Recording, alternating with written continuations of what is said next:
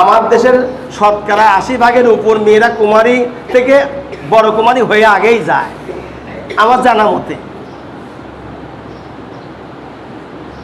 শতকরা কয়টা মেয়ে সঠিকভাবে আছে বলুন, নিজের বিবেকে নিজেই প্রশ্ন করে দেখেন। এই কুমারী মেয়ে যখন মারা গেল, পাকিস্তানের তারিক জামিল 145 নম্বর পৃষ্ঠার মধ্যে উল্লেখ করেছে, বইটির ভিতরে চোখে দেখা কবরে আযাবের মধ্যে উল্লেখ করেছে। আমি কিন্তু আগেই বলছি, কেতাবের হাওলা দিয়ে আমি কথা বলি, বই হাওলা দিয়ে কথা বলি, আমি হাওলা ছাড়া কিন্তু কোনো কথা বলছি না।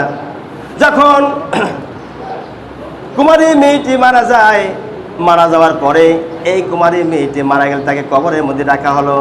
কবরের মধ্যে রাখার পরে বাবা ছুটে আসছে, কিছু কাগজপত্র পড়ে গিয়েছিল কবরের ভিতরে।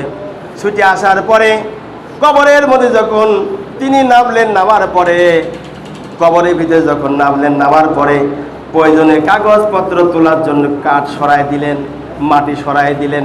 দেওয়ার পরে দেখা যায় সাদা কাপড়ের কাপড় দিয়ে মেয়েকে পেঁচায়ে রাখা হয়েছে, কিন্তু মেয়ের কাপড়ের কাপড় নাই, ধনুকের মতো তাকে এভাবে কুঁজা হয়ে মাথার চুল দিয়ে পাওটা বেরিয়ে দিয়ে রাখা হয়েছে। মাথার চুল দিয়ে পাওটা বেরিয়ে দিয়ে রাখা হয়েছে, ধনুকের মতো করে রাখা হয়েছে। আর মেয়েটি চিৎকার মেরে মেরে রয়েছে, আর শরীরের উপরে ওই ধনুকের এটা, এই ধনুকের মতো মাথার চুল দিয়ে পা পেছানো। এটাকে মনে হচ্ছে আল্লাহ পাকের এক গজবের একটা সাপ বিচ্ছু তার গায়ের উপর চেপে বসে আছে। বাবা এবার কাগজপাতি প্রয়োজনীয় তোলা দূরের কথা ভয় করে চলে আসলো। আসার পর তিনি বলতে, যখন আমি চলে আসলাম, আসার পর আমি আমার আপনজনদের কাছে এগুলো বললাম। লোকেরা বলল, তোমার মেয়ের যে অবস্থাটা হয়েছে কারণটা কি তুমি বলতে পারো? হ্যাঁ বলতে পারি। আমার মেয়ে ফ্যাশন করতো, মাথায় কাপড় পরতো না, মাথার চুল খুলে খুলে চলাফেরা করেছে। এই জন্য আমার দীর্ঘ বিশ্বাস, বাবা বলতেছে আমার দীর্ঘ বিশ্বাস, মাথার চুলতে পাওয়া পেঁচার ধনুকের মতো করে রেখে দিয়েছে বিচ্ছুর আকৃতিতে। আমার বিশ্বাস আমার মেয়ে মাথার চুল বের করে রাস্তা চলাফেরা করেছে, এই জন্য আল্লাহ রাব্বুল আলামিন তাকে শাস্তি দিচ্ছে। এগুলো বাস্তব ঘটনা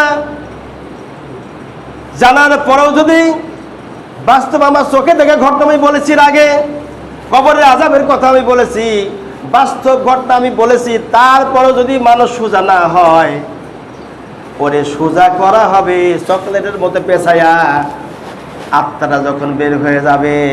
কথা বলেন, কথা বলেন, ওকে সোজা করা হবে। ওই সময় চকলেট যেরকম পেঁচায় না দুই মুড়া, ওরকম পেঁচাই ওরে সোজা করা হবে, বাঁকা হলে ওরে সোজা করা হবে। তারপরে কবে রাখার পরে বুঝবে মাসের কয়দিন যায় রে। আল্লাহ রাব্বুল আলামিন আমাদের সকলকে পাপ থেকে হেফাজত করে যেন আল্লাহ জান্নাতি মেহমান বানায়। এই মাসে 6টা নফল রোজা আছে, এই 6টা নফল রোজা রাখলে 12 মাসের নফল রোজা রাখার আল্লাহ সওয়াব দান করে দিবে। সাক্ষী শরীফ অনেকেই বলে এই 6টা রোজা মা বোনরা বিশেষ করে বেশি রাখেন, আপনারা রাখবেন, আমরা পারলেও রাখবো ইনশাল্লাহ। আল্লাহ পাক যেন আমাদের সকলকে যে কথাগুলো বললাম এই কথাগুলো আমল করার তৌফিক দান করে, আল্লাহুম্মা আমিন।